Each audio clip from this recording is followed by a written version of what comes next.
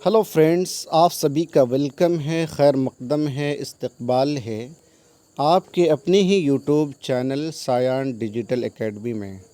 साथियों, आज मैं फिर से एक मर्तबा आपके लिए एक अहम वीडियो लेकर हाज़िर हुआ हूँ, जिसका मौजू है, जिसका टॉपिक है रुबाई, जो कि शायरी की एक मशहूर किस्म है। क़ब्ल इसकी कि मैं रुबाई के मुतालिक आपको पढ़ाऊँ, आपसे गुजारिश है कि अगर आप पहली मर्तबा हमारे चैनल में आए हैं तो चैनल को सब्सक्राइब करके घंटी वाले आइकन को प्रेस कर नोटिफिकेशन को ऑल कर लीजिएगा, ताकि हमारे हर वीडियो का नोटिफिकेशन आपको वक्त पर मिलता रहे। तो चलिए आज की वीडियो की शुरुआत करते हैं, जिसका मौजू है रुबाई। ये एग्ज़ाम के लिहाज से आपके लिए काफ़ी ज़्यादा मददगार साबित होगा, क्योंकि अगर आपने प्रीवियस पेपर उठाकर देखा है तो आपको रुबाई के मुतालिक सवालात पूछे गए हैं। मसलन ये कि रुबाई का दूसरा नाम क्या है, इसको किन किन नामों से जाना जाता है, रुबाई में कितने अशार होते हैं और इसके मशहूर शुअरा कौन हैं। इन तमाम बातों के बारे में आप इस वीडियो में जानेंगे, तो आप शुरू से लेकर आखिर तक वीडियो में बने रहेंगे। चलिए दोस्तों, रुबाई अरबी लफ्ज़ है। रुबाई क्या है? अरबी लफ्ज़ है जिसके माना है चार। जिसके माना क्या है दोस्तों? चार। ये एक अरबी वर्ड है जिसके माना है चार। रुबाई उर्दू शायरी की एक अहम और मकबूल सिन्फ़ है। उर्दू शायरी की एक बहुत अहम सिन्फ़ है। ये चार मिसरों पर मुश्तमिल मुख्तसर नज़्म है, जो फ़िक्र और ख़याल के एतबार से अपने आप में मुकम्मल होती है। दोस्तों, इसमें कितने मिसरे होते हैं? चार मिसरे होते हैं और ये मुख्तसर नज़्म होती है, लेकिन फ़िक्र और ख़याल के एतबार से ये अपने आप में मुकम्मल होती है। जो भी ख़याल पेश किया जाता है, जो भी फ़िक्र पेश की जाती है, वो मुकम्मल होता है, लोगों को समझ में आता है। इसके चारों मिसरों में ख़याल मरबूत व मुसलसल होता है। जिस भी ख़याल को पेश किया जाता है, और इनके चारों मिसरों में हर एक मिसरा एक दूसरे से मुसलसल होता है, मरबूत होता है, जुड़ा हुआ होता है, और इसके ख़यालात एक दूसरे से जुड़े होते हैं, और आखिरी मिसरे में ख़याल की तकमील होती है। और जो भी ख़याल या फ़िक्र या सोच को पेश किया जाता है इस नज़्म में, रुबाई में, आखिरी मिसरा जो होता है उसमें ख़याल की तकमील होती है। रुबाई का पहला, दूसरा और चौथा मिसरा हम काफ़िया होता है। इसको आप सही से नोट कर लीजिए। रुबाई का पहला, दूसरा और चौथा मिसरा क्या होता है? हम काफ़िया होता है। आम तौर पर तीसरे मिसरे में काफ़िया नहीं होता। आम तौर पर तीसरे मिसरे में काफ़िया नहीं होता। ताहम ऐसी रुबाइयाँ भी मिलती हैं जिनके चारों मिसरों में काफ़िए का इल्तिज़ाम किया गया है। दोस्तों, आप पॉइंट को समझिए। ऊपर कहा गया कि रुबाई का पहला, दूसरा और चौथा मिसरा हम काफ़िया होता है, लेकिन आम तौर पर तीसरा जो मिसरा होता है वह हम काफ़िया नहीं होता है। लेकिन कुछ ऐसी रुबाइयाँ भी हैं जिनके चारों मिसरे क्या होते हैं? हम काफ़िया होता है, यानी उसमें चारों मिसरों में काफ़िए का इल्तिज़ाम किया जाता है। यही मामला रदीफ़ का है, यानी यही मामला जिस तरह काफ़िया का इस्तेमाल किया जाता है या कहीं पर नहीं किया जाता है, इसी तरह मामला रदीफ़ का भी है रुबाई में। रुबाई मुरद्दब भी हो सकती है और गैर मुरद्दब भी, यानी रुबाई के अंदर रदीफ़ का भी इस्तेमाल किया जा सकता है और नहीं भी किया जा सकता है। तो जिस रुबाई में मुरद्दफ़ यानी रदीफ़ का इस्तेमाल किया जाता है उसको हम मुरद्दफ़ कहते हैं, और जिसमें रदीफ़ का इस्तेमाल नहीं किया जाता है उसको गैर मुरद्दफ़ रुबाई कहते हैं या नज़्म कहते हैं। अलबत्ता काफ़ियों की पाबंदी ज़रूरी है, लेकिन जो है रुबाई में काफ़िए की पाबंदी ज़रूरी होती है। दोस्तों, रुबाई में काफ़िए की पाबंदी ज़रूरी होती है। रुबाई बहरे हजज़ में कही जाती, ये पॉइंट आपके लिए बहुत ज़्यादा ख़ास है। रुबाई किस में कही जाती है? सवाल आ सकता है। बहरे हजज़ में कही जा सकती है। इस बहर के 24 औज़ान रुबाई के लिए मखसूस हैं। अब चूँकि रुबाई किस में कही जाती है? बहर में कही जाती है, बहरे हजज़ में कही जाती है।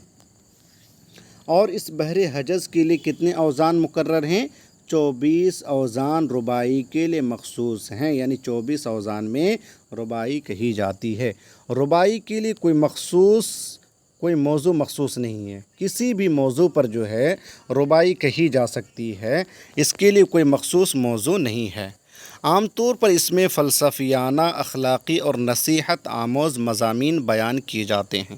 دوستو، جیسے فلسفیانہ موضوع کا استعمال کیا جا سکتا ہے، یا اخلاقی موضوع کا استعمال کیا جا سکتا ہے، یا نصیحت آموز مضامین وغیرہ موضوع کا استعمال کیا جاتا ہے۔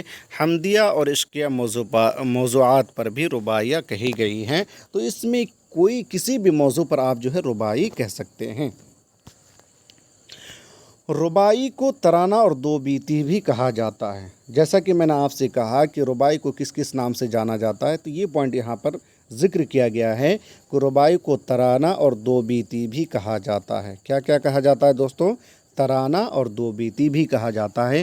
فارسی ادب میں رباعی کہنے کا رواج قدیم زمانے سے ہے، یعنی جو فارسی ادب ہے، جو فارسی زبان ہے، اور اس میں جو ادب گزری ہے، جو شعر و شاعری ہوئی ہے، اس میں رباعی کہنے کا رواج بہت ہی زیادہ کیا ہے؟ قدیم ہے، یعنی پرانے زمانے سے فارسی ادب میں رباعی کہی جاتی رہی ہیں۔ فارسی میں عمر خیام کی رباعیاں بے حد مقبول ہیں۔ کس کی رباعیاں دوستو؟ فارسی میں عمر خیام کی رباعیاں بہت زیادہ مقبول ہیں۔ دنیا کی تمام بڑی زبانوں میں خیام کی رباعیوں کے ترجمے ہوئے ہیں، یعنی جتنی بھی زبانیں پوری دنیا کے اندر بولی جاتی ہیں، اور وہ بھی ترقی یافتہ زبانیں، اس میں عمر خیام کی جو رباعیاں ہیں ان کے ترجمے ہو چکے ہیں۔ اردو میں رباعی کا آغاز فارسی شاعری کے زیر اثر ہوا۔ یہ پوائنٹ آپ کے لیے خاص ہے۔ اردو میں رباعی کا آغاز کہاں سے ہوا؟ فارسی شاعری کے زیر اثر ہوا۔